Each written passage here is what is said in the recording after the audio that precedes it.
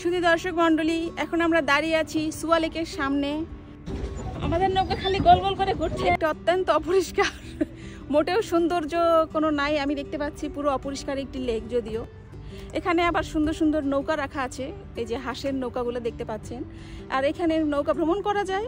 তো সাফনের বাবার শখ হয়েছে সে একটু নৌকা ভ্রমণ করবে, কিন্তু নৌকাতে 4 জনের বেশি একসাথে ওঠা যায় না। আমরা মানুষ হচ্ছি 7 জন বাবুরে নিয়ে, বাবু তার কাউন্টেবল না। তো আমরা এখন যেটা করবো, আমরা মেয়েরা আমরা এক দলে, আর সাফনের বাবা আব্বা আর সাফন এক দলে। এখন যে প্রচণ্ড গরম আজকে, মানে আল্লাহ জানে এই জায়গায় নাকি পার্টিকুলার সব জায়গায় আজকে পুরো একদম ঠাড়া পড়া গরম। তো এই গরমের মধ্যে আমরা কতটুকু এনজয় করব বুঝতে পারছি না, বা এই নৌকার মধ্যে কতক্ষণ বসে থাকতে পারবো বলতে পারছি না। তবে 30 মিনিট করে একটা ট্রিপ আছে, 30 মিনিট করে আপনি ঘুরতে পারবেন এখানে। লেকটি একদমই অপরিষ্কার অপরিচ্ছন্ন। এখানে এসে আমার নৌকায় ওঠার শখ মিটে গিয়েছে, কিন্তু যেহেতু সাফনের বাবা একটু শখ করেছে এই কারণে এখন আমরা একটু নৌকা ভ্রমণ করব। আম্মা কেমন গরম? আগুন বরাবর গরম। বোটে ওঠার মজা, বোটে ওঠার মজা আমাদেরকে বুঝিয়ে দিবে। এটা শুনতে হবে। এই যে গরম, তোমার কেমন লাগছে এই গরমটা? খুব ভালো লাগছে? সানায়ার গাল অলরেডি লাল। こっち行くと水草いっぱい生えてて、多分30分だから緑のとこは行かないようにだけ。絡まって動かなくなっちゃう。এদিকে যায় না ওদিকে যায় না, যাই কোন দিকে? এদিকে যায় না কইতেছে, ওদিকে আছে। টাইম এখন টাইম হইছে বাইরে হওয়ার, ওই মাঝখান দিয়া যাইতে পারবা না। হ্যাঁ, এদেরগুলো দেখলেই হবে। আমরা রওনা দেই। বাবুরে কি করবা? বাবুরে আমি নিমো, অসুবিধা নেই। নেই।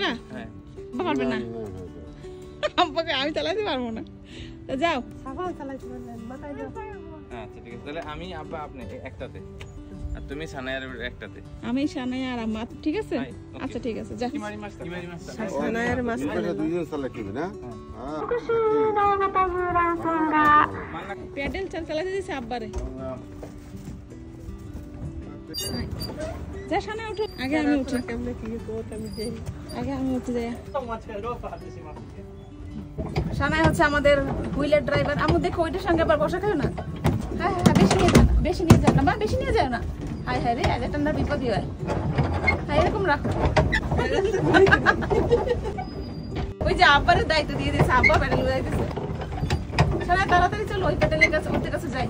অ্যাকচুয়ালি প্ল্যানটা আমার হাজব্যান্ডের ছিল যে আমরা কটেজ থেকে বের হয়ে সকাল সকাল বোট ভ্রমণ করব, খুব এক্সাইটিং একটা জিনিস হবে। কিন্তু এখানে আসার পরে এই বোট ভ্রমণ করতে যায় আমাদের মানে ওয়ান্স ইন এ লাইফ একটা এক্সপিরিয়েন্স হয়েছে। এমনিতেই তো ঠাডা পড়া গরম, তার মধ্যে এই বোটের ভিতরে দেখতেছেন যে কি পরিমাণ কচুরিপানা না কি জানি না, এটার ভিতর থেকে যে আমাদের বোটটা চলবে সে চলতে পারতেছিল না।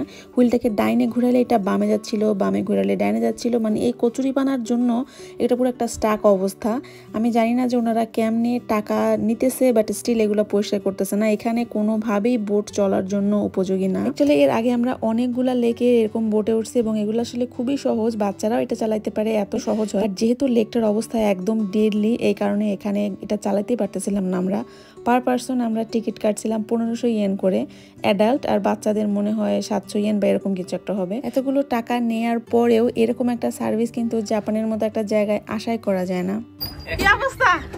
অবস্থা ভালো না, আমি অসুস্থ, আমি আর পারতেছি না, বহুত কষ্ট। আব্বার নৌকায় ওঠার শখ মিটাই দিছে।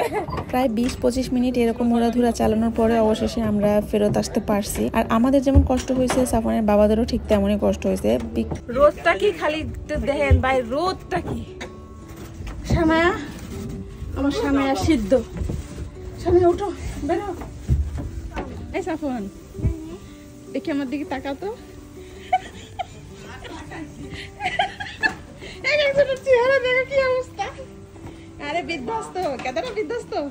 এক দুই হাতে করে নিছি না, এক হাতে তো নেওয়া যায় না। তারপরে আবার আমার অবস্থা দেখ। বোট চালিয়ে কেমন লাগছে আগে বলে না? অনেক গরম লাগছে। আব্বা, বোট চালিয়ে কেমন লাগছে? খুব কষ্ট হয়েছে মা আমার, খুব আমার অসুবিধা হয়েছে। আরে আসলেই খুবই কষ্ট হয়েছে। ব্যথা, আমি আসতে পারি না। কেমন লাগছে? আমার আমি চালাইতে যে হাসতে হাসতে শেষে কি হ্যান্ডেলটা ঘুরলে একেবারে ওই যে সাপের রাস্তার মতো এমনি এমনি এমনি এমনি যায়। আমার জিব্বা কি হয়েছে? ঠান্ডা হয়ে গেছে? ঠান্ডা না, তাহলে আর এই লেকটার এখানে শুধু যে এরকম বোট আছে এরকম না, এই লেকটা তো অনেক বড়, তো লেকের চতুর্দিকে বিভিন্ন জায়গায় এরকম বোট রাখা আছে।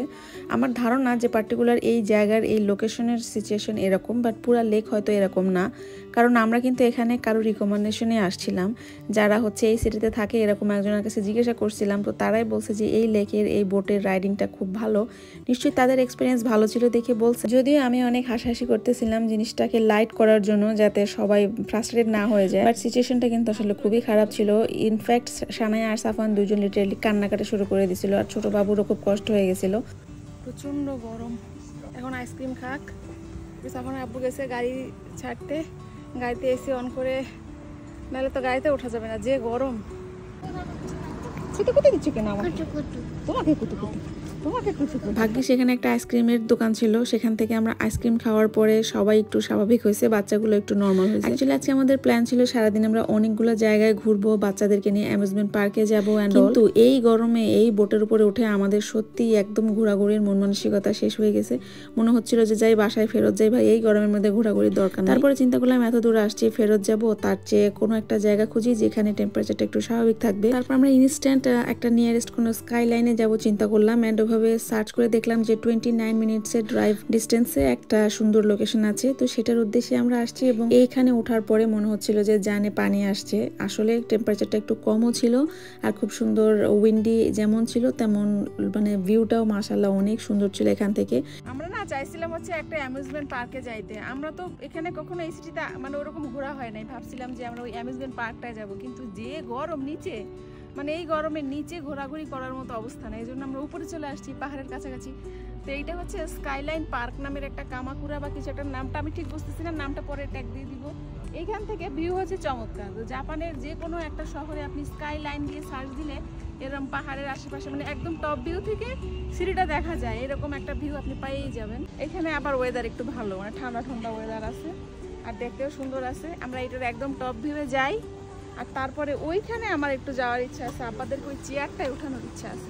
চেয়ার একটা দেখতেছি যেটা নিচ থেকে একদম উপর পর্যন্ত, ওই সাইডে না, ওইটা ওই সাইডে। হ্যাঁ, কিন্তু এই জন্য আবার চেয়ার উঠে দিতে হবে, চেয়ারে নাই বেল, ওই চেয়ার ধরে ধরে ভয় ভয় উপর উঠতে, এটাই হচ্ছে যে আবার এক্সপিরিয়েন্স হবে।